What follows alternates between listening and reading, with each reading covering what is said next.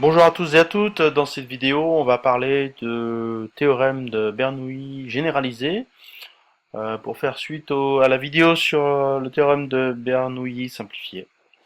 Alors, on va introduire les notions de perte de charge dans ce théorème. Alors, on va prendre un exemple pour mieux comprendre l'utilité de ce théorème. Je prends une chaudière avec un circulateur, hop, et je vais alimenter un radiateur, hop, qui est en haut, paf, tac, et voilà. Alors, voir les vidéos sur les circulateurs. Donc, on a un fluide qui parcourt le réseau. Donc, il va y avoir des forces de frottement de ce fluide avec la tuyauterie et des forces de frottement entre les différentes couches de fluide. Et la pompe est là pour vaincre toutes les pertes de charge rencontrées par ce fluide dans le circuit. Donc, la pompe va fournir une énergie qu'on va appeler HMT, qui est égale à la perte de charge de tout mon réseau. Hein, on va prendre le point A, le point B. Voilà. On va prendre un autre point C ici et un autre point D ici. Voilà. Et donc notre objectif, ça est d'utiliser le théorème de Bernoulli généralisé pour calculer les pressions à différents points dans l'installation. Alors, le théorème simplifié, qu'est-ce qu'il nous disait? Simplifié, il nous disait que l'énergie volumique en A était égale à l'énergie volumique en B. Hein, la conservation de l'énergie. Alors là, on va toujours avoir une conservation de l'énergie, mais on va prendre en charge les forces de frottement et l'énergie apportée par le circulateur. Alors généraliser, hop, tac. Donc qu'est-ce qu'il nous dit? C'est que l'énergie volumique en A plus la HMT, donc l'énergie apportée par une pompe entre A et B, est égale à l'énergie volumique en B plus les pertes de charge pour aller de A vers B. Voilà, tout simplement.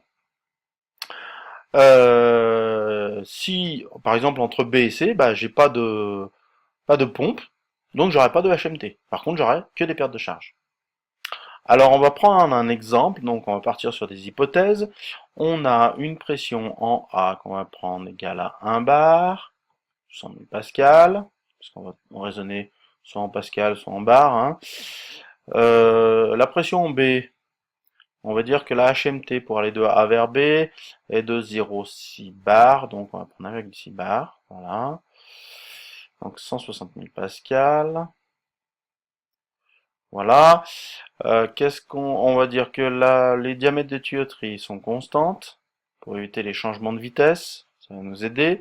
On va prendre une hauteur géométrique de l'installation là de 1 mètre ici. Voilà. La masse volumique de l'eau, on va dire 1000 kg par mètre cube. Voilà. Et puis la vitesse du fluide, on va dire qu'elle est constante dans toute mon installation, c'est 1 mètre par seconde. Voilà. Donc on va appliquer ce théorème pour calculer les pressions en différents points. Alors, on va commencer par un exemple simple, c'est-à-dire un tronçon horizontal de B à C. Alors, je vais prendre une nouvelle feuille. Alors, hop, nouveau. Alors de B à C. B à C. Alors, donc je réécris mon théorème. Donc mon théorème, il me dit que l'énergie volumique en B plus la HMT de B à C est égale à l'énergie volumique en C plus les pertes de charge de B à C. Comme j'ai pas de pompe entre B et C, la HMT de B à C est égale à 0. J'ai pas d'apport d'énergie extérieure entre B et C. Par contre, j'ai bien des pertes de charge. Alors on va les estimer, les pertes de charge. On va dire que les pertes de charge, c'est égal à 0,5 mètres de colonne d'eau, c'est-à-dire 0,05 bar. Ou 5000 pascal. Alors il faut connaître toutes ces unités pour pouvoir passer de l'une à l'autre, parce que souvent les pertes de charge on les exprime en mètres de colonne d'eau, après pour les calculs c'est des pascals, après les bars, on a plus l'habitude d'utiliser les bars pour les pressions. Voilà. Alors, je vais écrire l'énergie volumique en B, c'est 1 demi de rho VP carré. l'énergie cinétique du fluide en B, plus voir le théorème de Bernoulli, plus ρ GHB, l'énergie potentielle du fluide en B, plus la pression en B. L'énergie volumique en C, c'est égal à 1,5 de ρ V C carré, plus ρ GHC, plus la pression en C. C'est la même chose, mais on change l'indice. Alors, j'applique mon théorème de Bernoulli. Alors, le théorème de Bernoulli, donc il me dit que ça, plus la HMT, est égal à ça, plus les pertes de charge. Donc j'écris 1,5 de ρ VB carré, plus ρ GHB, plus VB, plus la HMT BC, HMT de BAC, est égal à 1,5 de ρ, alors ça fait beaucoup de termes, je suis désolé, ρ GHC, je vais essayer de ne pas me tromper, c'est pas évident, plus PC avec tous ces indices, plus la perte de charge de BAC. Voilà. Alors heureusement j'ai pris des cas simples, c'est-à-dire que la vitesse est constante, donc ce terme est égal à ce terme, donc je peux le simplifier. Hop. J'ai un tronçon horizontal, donc j'ai pas de changement d'altitude, donc ce terme est égal à ce terme. L'énergie potentielle est la même en B et en C. L'énergie cinétique est la même en B et en C. Donc voilà, je simplifie. Donc, qu'est-ce qui me reste? La HMTBC, j'ai dit qu'elle est égale à 0 parce que j'ai pas de pompe entre B et C. Donc ce terme, il se simplifie. Hop, enfin, il est égal à 0, parce que ça ne simplifie pas, mais... Donc il me reste plus que la pression en B, c'est la pression en C plus les pertes de charge de B à C. Donc moi, ce qui m'intéresse, je connais la pression en B, c'est 160 000 pascal, ou 1,6 bar. Et donc, je veux connaître la pression en C. Et bien, la pression en C, ça va être 160 000 moins les pertes de charge de BAC, c'est vers 5000. Voilà. Ça me fait 155 000 pascal. Ou 1,55 bar. Voilà. Donc, une application du théorème de Bernoulli généralisé, ça me permet de calculer la pression à tous les points de mon installation.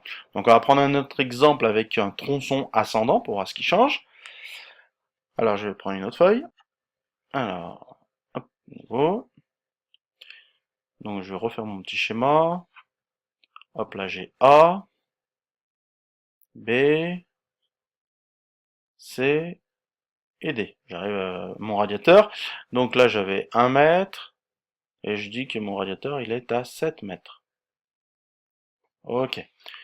Donc, je réécris entre mon tronçon, entre C et D. Donc, je réécris mon théorème de Bernoulli. Donc, je peux écrire que l'énergie en C plus la HMT de CAD est égale à l'énergie volumique en D plus les pertes de charge de CAD. L'énergie volumique en C, c'est 1,5 de ρ VC carré plus ρ GHC plus PC. Et l'énergie volumique en D, c'est 1,5 de ρ VC, ρ VD carré, ouais, plus ρ GHD plus PD. Donc mon théorème, je l'applique. Donc ça me fait 1,5 de ρ VC carré plus ρ GHC plus PC plus la HMT de CAD est égal à 1,5 de ρ VD carré plus ρ GHD plus PD plus les pertes de charge de CAD. Perte de charge de CAD. Alors les pertes de charge de CAD, on va les donner, vous pouvez les trouver sur les abacs, mais bon, on va les donner, on va dire que c'est les mêmes, 5000 pascal. On va pas s'emmerder. Voilà, donc entre C et D, j'ai pas de pompe. Les pompes, c'est uniquement entre A et B. Donc, ça, égale à 0. La vitesse de mon fluide entre C et D, c'est la même. Donc ces deux termes se simplifient. Par contre, comme j'ai un changement d'altitude, je ne peux pas simplifier l'énergie potentielle. Donc, la pression en D, c'est la pression en C, plus l'énergie potentielle en C, moins l'énergie potentielle en D, moins les pertes de charge de C à D. Alors l'énergie potentielle alors je vais faire les calculs, donc la pression en C, c'était, on avait dit, donc là on avait trouvé 160 000, et là c'était 155 000, hein. On avait perdu 5, voilà. Non, pas 1 million, c'est 100 000, là, je suis perdu, moi. Il y a peut-être un de trop, là. 155, 15 500, non mais, voilà, je fatigue. Voilà, 155 000. Donc, la pression en C, c'est 155 000 pascal, plus l'énergie potentielle en C, donc 1000 fois 9,81 fois 1, moins l'énergie potentielle en D, donc 1000 fois 9,81 fois, j'ai 7 mètres, moins les pertes de charge de CAD, on a dit que c'était les mêmes, c'est-à-dire 5000. Ok. Et bien, on va prendre la calculatrice. Vite, c'est pas ça. Voilà. Donc, 155 000. Voilà. Plus 9810. Voilà. Moins 9810 fois 7. 9810 fois 7. Moins 5000. Égale 91 140.